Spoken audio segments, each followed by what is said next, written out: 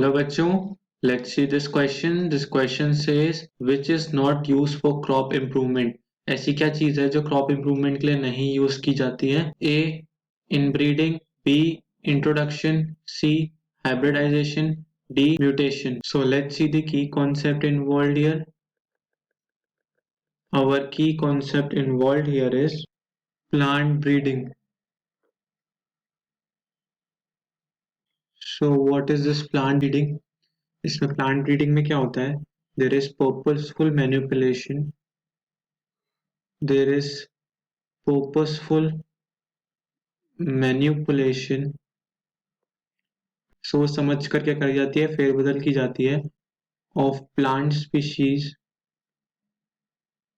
Purposeful manipulation of plant species in order to create desired plant, in order to create desired plant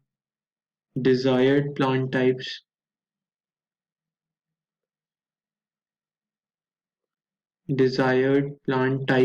that are better suited,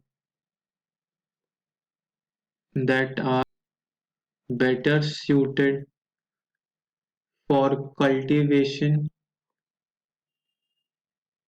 gives better yield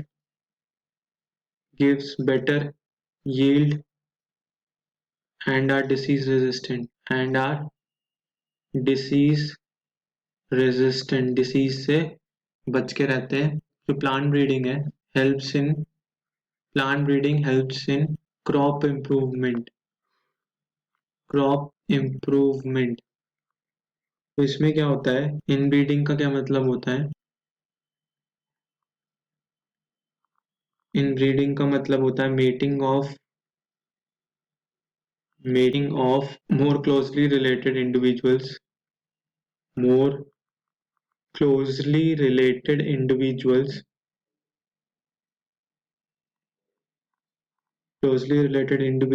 within same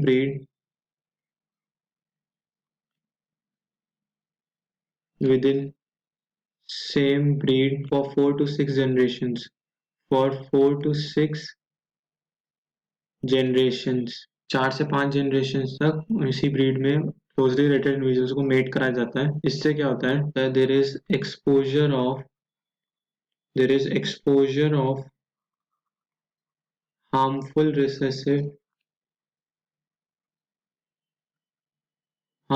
recessive genes that were eliminated by selection. जो कि ऐसे jeans थे जो recessive थे और वो हट गए थे एलिमिनेशन की वजह से या एलिमिनेट हो गए थे, उनको फिर से एक्सपोजर हो जाता है. और ऑल्सो एक्यूमुलेट सुपीरियर जीन्स इसके साथ साथ सुपीरियर जीन्स भी एक्यूमुलेट हो जाते हैं. तो क्लोज एंड कंटिन्यूस क्या होता है? क्लोज एंड कंटिन्यूस इनब्रीडिंग क्या करता है? Close and continuous inbreeding reduces fertility को reduce करता है and productivity due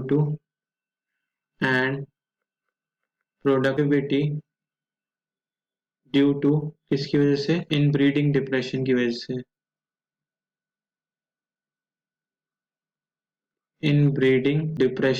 से. तो ये हमारे क्रॉप इंप्रूवमेंट के लिए हेल्पफुल नहीं है. Then we had the introduction concept. Introduction का मतलब क्या होता है? इंट्रोडक्शन का मतलब होता है there is a transfer of genotype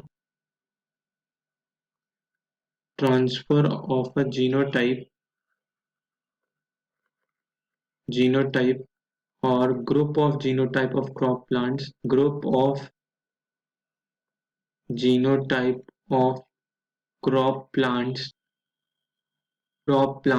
from the place of their cultivation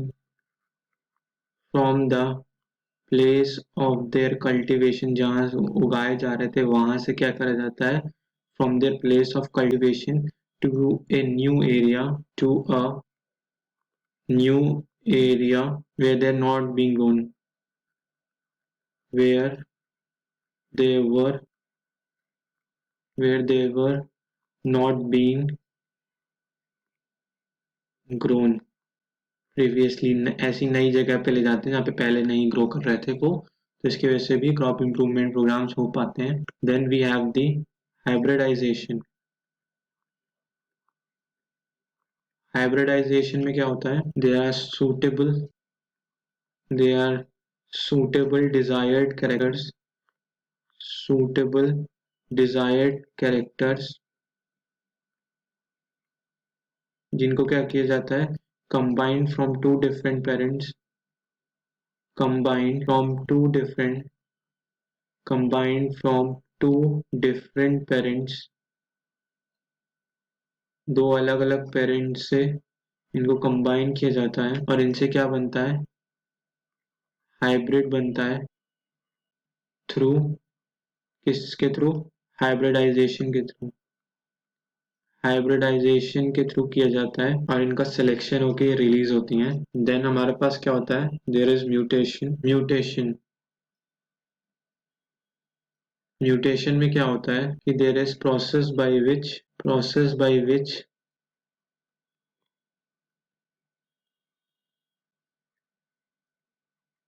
genetic variations are created, genetic variations create किए जाते हैं, आर क्रिएटेड, कैसे क्रिएट किए जाते हैं, through changes in the base sequence, through changes in the base sequence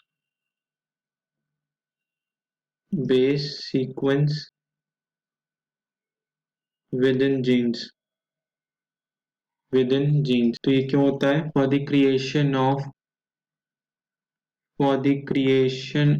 new characters or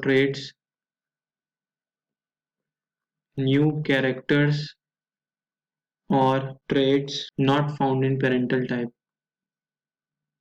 not found in parental type, इससे नए trades बनते हैं, नए गुण बनते हैं जो कि पेरेंट्स में नहीं फाइंड किए गए थे। तो हम अपने ऑप्शंस देख लेते हैं, which is not use for crop improvement, क्या है जो क्रॉप इम्प्रूवमेंट के लिए नहीं लिया जाता है, ए ऑप्शन इनब्रीडिंग, ये ऑप्शन बिल्कुल सही है क्योंकि अगर ज्यादा इनब्रीडिंग कर ली जाती है, क्लोज कंटिन्यूस इनब्रीडिंग, तो उसकी वजह से क्रॉप फर्टिलिटी और यील्ड डिक्रीज हो जाती है, तो option A is totally right. B introduction, नहीं, इससे क्या होता है, जीनोटाइप का ट्रांसफर हो रहा है, नई जगह पर नया जीनोटाइप जा रहा है और यील्ड अच्छी दे रहा है, दैट इज एन इंट्रोडक्शन, सो ये क्रॉप इम्प्रूवमेंट के लिए यूज किया जाता है, तो ये ऑप्शन रॉन्ग है। सी हाइब्रिडाइजेशन से भी सुटेबल डिजायर्ड कैरेक्टर्स लाए जाते हैं जिसकी वजह से क्या होता है, क्रॉप का इम्प्रूवमेंट होता है, सो ये भी हमारे क्रॉप इम्प्रूवमेंट में यूज होता है, this option is also wrong. Option D mutation से भी नए कैरेक्टर्स और ट्रेड्स इंट्रोड्यूस हो जाते हैं पेरेंटल टाइप में जो कि नहीं थे, सो ये भी क्रॉप इम्प्रूवमेंट में यूज होता है, so option D is also wrong. So our final answer is so our final answer to this question is option A. Hope you all understood this question well. Best of luck. Thank you.